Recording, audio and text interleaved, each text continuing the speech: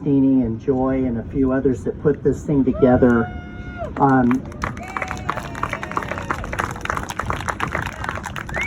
You know, in honor of Memorial Day, my dad was a Bataan Death March survivor. The Bataan death camps, a lot of people don't know if they were the equivalent of the Nazi death camps. And most of them didn't survive the war experience or the captivity. And even those that did, like my dad, died before they were age 50. And so I've been reflecting on that more than anything else because it is Memorial Day. But let's look back in World War II. We were fighting a war on two fronts. We were fighting the Japanese in the Pacific, and we were fighting the Nazis in Atlantic and in Europe. Well, today we're fighting two wars. The first war is against a virus, but there's more to it than just a virus. As many of you know, I host a radio show, and I've interviewed over 10,000 people on that show. And one of the guys I've interviewed more than once, his name is a general, retired, named Robert Spalding. Robert Spalding was our top military guy in China. He speaks fluent Cantonese. And anyway, I had him on the show a couple times in the last few months. And one of the things he brought up is, I also interviewed a guy that wrote the book, The Bully of Asia, a couple of other reporters that have been covering China since Tiananmen Square. They were in China during Tiananmen Square. And what they will tell you, what these experts will tell you, is that China declared a Cold War on us a number of years ago, and we're in the middle of a Cold War. That's why Dianne Feinstein's chauffeur and aide was a Chinese spy. That's why the Harvard professor that got arrested, his research assistant was a lieutenant in the Chinese army. So we don't know for sure whether or not they purposely created this virus in a lab. We have no reason to believe they purposely leaked this virus from a lab, but we know one thing for sure: they spread it around the world on purpose. And let me tell you how we know that. The main reason we know that is the Chinese government shut down all internal flights going to and from Wuhan. All internal flights, and this is their Chicago, it's a hub. They shut down all the flights, but they allowed international flights to continue. 5 million Chinese flew in and out, and other people flew in and out of China before the shutdown, including 1 million people flew from Wuhan to the United States of America.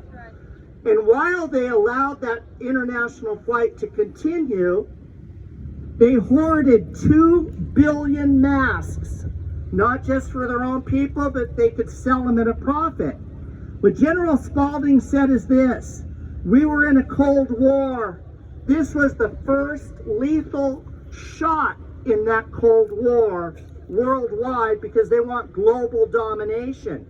And so we have to understand that we have an enemy in the form of the People's Republic of China, the Communist Party there, that have declared war against us. And we've got to realize that this was part of that effort. And here's the deal. One of the things the general says, and this is all written in a book that was written by a couple of officers in the Chinese army, is that when they talked about their goal of weaponizing globalization, and weaponizing globalization means deflect blame, cause panic, and take advantage. So we have to understand that's one front that we're fighting in that war. The other front is internal. It is internal. So I believe, I've got asthma, I'm high risk category, so I have to be careful. So I believe in wearing masks in the right circumstances, but I also believe in wearing the right kind of mask. So when the CDC in the county of Santa Barbara last week issues an order for us to wear masks, they literally said in their directive that any material will do, including a t-shirt. Now, I don't know about you, but I'm not going to give somebody false assurance that they can just stick their shirt up here and they're good to go with virus protection. It just doesn't work that way. And what I can tell you is that after the initial shutdown, and I supported the initial shutdown, we needed surge capacity. We needed the opportunity to gather PPE. We needed at least to buy ourselves a little bit of time to flatten that curve. But after we succeeded, the emergency was over in terms of a statewide emergency, because we're not living in martial law, nor are we living in freedom. We're living in something in between. And what bothered me is we had to start choosing between this and this. And what our founding fathers and what my dad ultimately gave his life for was safety and freedom. Safety and freedom. We're not supposed to have to choose between one or the other. The foundation of America was we hold these truths to be self-evident. Truth and freedom and liberty is the foundation of our country. We're not supposed to give that up for anything, including some semblance of security. But they did everything wrong.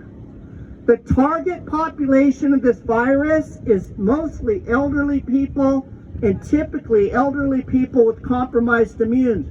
We should have thrown all of our resources toward the elderly in the nursing homes, people in high-density living situations like the Lompoc prison, and then other people with compromised immune systems that were younger. All of our efforts should have gone that way, to help them, to support them, and to protect them. And instead, they hit us all with the broad brush, where the majority of us, those that 80% that contract this, will be asymptomatic. That is a check mark under herd immunity. That is a good thing, not a bad thing. And so they focused all the resources in the wrong place, to the point that it wasn't just Cuomo that ordered nursing homes to take positive CV-19 patients.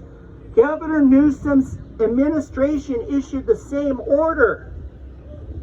So they did the exact opposite. They basically threw a match on gasoline by putting the people that were the most vulnerable in among COVID-19 patients. And the other thing they did is they didn't just hamper our freedom to assemble, to address our government, to go to church, and to do all these different things. They didn't just violate that, they also trashed us economically.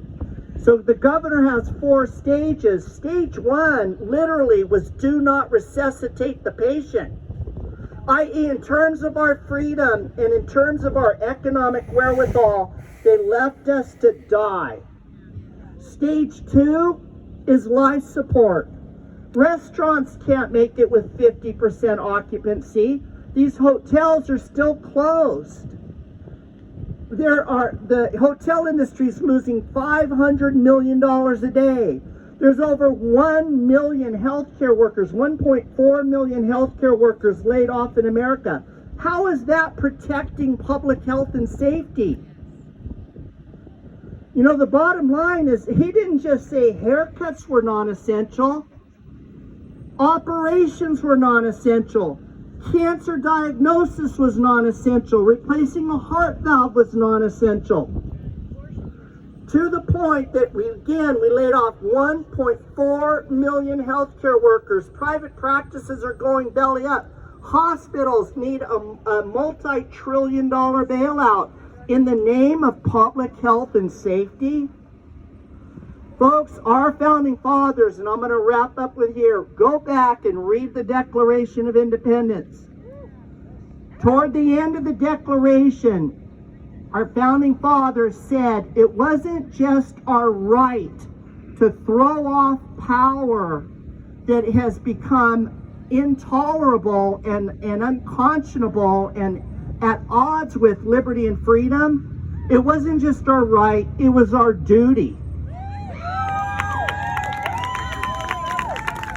So, you know, I want people to wear masks in the right situations, but I want them to wear the right kind of mask. I want them to social distance. I want us to keep safe, but But at the same time, I believe our only real choice and our really own chance is herd immunity. And they are going in the absolute opposite direction of herd immunity. They could not have done it worse. To flatten the curve means to prolong the crises, which means to evade and avoid herd immunity. And if you go on a place called Worldometers, if you look at the numbers for the countries and you look at the numbers for the states, New York and New Jersey have 40% of all the cases in America, because they were jamming those people into subways, buses, and trains while this thing was spreading like wildfire, including in those nursing homes where he jammed thousands of COVID people in there, where there was whole-scale slaughter. And it's time to holding our government accountable is our duty. It's not just our right. So please get educated. This is not us being anti-mask. This is not us being anti-social distancing or us treating the virus as a hoax. This is us acting as responsible citizens and demanding that our government go back to this concept called consent of the governed. And I'm going to end with this. Gavin Newsom, by extending this order, has issued upwards of 40 executive orders and changed over 200 laws in this state. And he didn't even have the consent of the legislature, let alone the people. And if we don't start rising up and making our voices heard, he's going to prolong this as long as he wants. Thank you for being here.